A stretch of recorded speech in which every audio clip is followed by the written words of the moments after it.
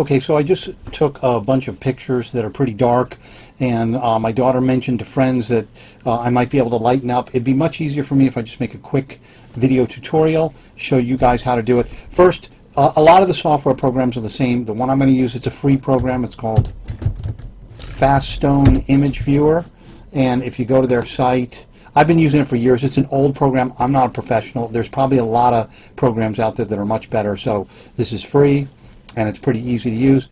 But most photo editing software has similar settings that you can use. Okay, so let's get into this. So this photo right here, I just opened it up in Faststone Image Viewer. This photo is really dark, so let me show you how I would fix it a little bit. First thing you do is you right-click anywhere in the picture, and if you go to colors right here, and then adjust lighting. Okay. Now the first thing I do is I take out some shadows. You can take out shadows all the way, and then back it down to kind of where you like it. I think maybe right there is good. Now it whitens up a bit when you take out the shadows, so you may want to bump up the contrast a little bit. If you see, I bumped up the contrast a tiny bit. Saturation, you might want to back that off a little bit. Let's back it off a tiny bit. Those lips are a little too red. Maybe right there is good.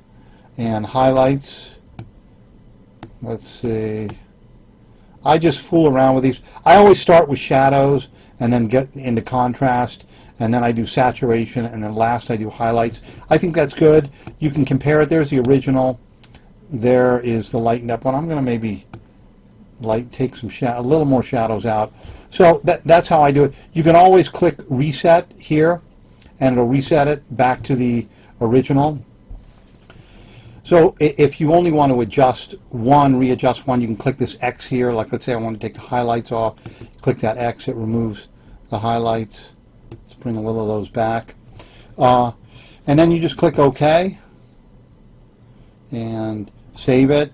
And it's going to ask you, I'd save it under, I wouldn't save it under the same name, because you always want to keep the original. So whatever the original name is, maybe, you know, add an A to it or a B or whatever you want to do. Just I would keep the original. Okay? Hope this is helpful.